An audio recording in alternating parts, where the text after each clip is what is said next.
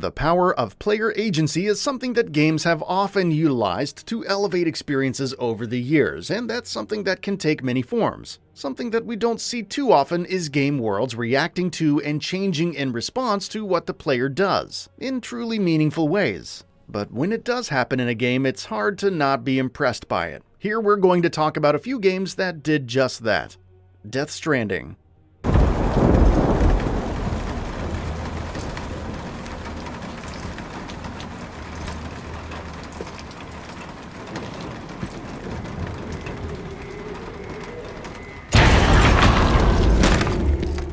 This was probably the most obvious choice for a list such as this one. Death Stranding is built all around the idea of players' actions and their cooperation having a significant impact on the game's world. What was once a barren wasteland might look entirely different based on what players are doing. A once deserted landscape might have a long highway stretched over it now. Mountains that were once desolate and also impassable might have networks of zip lines scattered across peaks and valleys. It's very effectively done and adds so much to the gameplay experience. Infamous.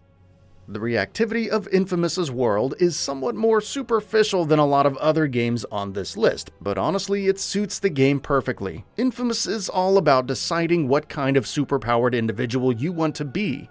Do you want to be a superhero loved by the people or a supervillain feared by the whole city? Seeing the inhabitants of the world changing how they behave and how they react to your actions based on your alignment can be very effective in getting that point across.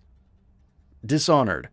This is another rather obvious entry for a feature such as this one. Dishonored is a game with many strengths. From its reactive systems and the resulting emergent gameplay to its excellent world building to, of course, the amazing stealth gameplay. Another major highlight is the way Dunwall changes in response to what you do throughout the game. Rewarding or punishing players based on how homicidal they are is something stealth games have done quite often, but Dishonored takes it to a whole nother level.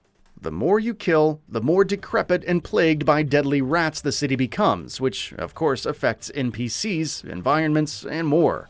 Watching an entire city eat itself alive or pull itself out of a horrible situation based on how you're playing the game can be surprisingly powerful. VAMPYR. The reactivity of VAMPYR's world is quite similar to what Dishonored does. Set in London in the early 1900s, VAMPYR puts you in the middle of a rotting, crumbling, decaying city, while also constantly telling you to choose between the Hippocratic Oath as a doctor and your endless hunger and thirst as a vampire. What path you take where that specific choice is concerned can change the game's world dramatically. Controlling your urges and helping people will see areas of the world slowly healing and pulling themselves out of the dumpster, while going on blood-sucking rampages will unleash even greater chaos everywhere. FABLE 2. FABLE 2's choice and consequence mechanics cannot be praised enough. Funnily enough though, where they really shine isn't the main story itself, but how the game changes in response to what you do in its fantasy role-playing sandbox outside of the critical path. Entire areas of the world can be destroyed or saved, locations can flourish or crumble, communities can thrive or become lawless. Characters' alignments can be decided. It's surprisingly effective at making you feel like you have actual agency, which is not too common in games. BLOODBORNE. There are many out there who would argue that Bloodborne's insight mechanic was kind of underutilized and could have been much more crucial to the experience than it turned out to be. That's not an argument without merit, but even in the form that it takes in the game, it's an impressive and unique mechanic. Based on how much you explore and defeat enemies, your insight stat gets changed, and as it does, bit by bit, the world starts revealing its secrets to you. Environments, enemy placements, enemy attacks, appearances, and more can change as a result, lending its already masterful world of the game even greater depth. MAFIA 3. MAFIA 3 is a game with many issues, most of which are down to its technical issues and bland gameplay and design. Clearly, those aren't problems that can be easily ignored. Even so, it's not without its strengths either. Having control over your own crime family, for instance, and then having even greater control over how that family changes and controls the city of New Bordeaux is easily one of the game's biggest highlights. Sure, Mafia 3 implements the whole slowly taking the city out of your enemy's grasp concept in a rather generic manner, but it's still satisfying to see the very tangible and apparent changes that brings about. Dying Light 2 Stay Human. For years before Dying Light 2's Stay Human's launch, Techland spent a great deal of time emphasizing the fact that your choices in the game will dramatically change the world itself, in unexpected and significant ways. While the world's reactivity isn't quite so meaningful in the final game, it's still pretty impressive in its final form. You spend much of the game deciding whether you want to side with the PKs or with the survivors, and seeing the world change based on which of those two factions grows more powerful thanks to you is never not enjoyable, especially since it so often affects traversal as well, which, of course, is the game's core mechanic. Prototype. Radical Entertainment's superhero game Prototype is one great game that many people still remember very fondly, and as those who have played it will tell you, it's not hard to understand why.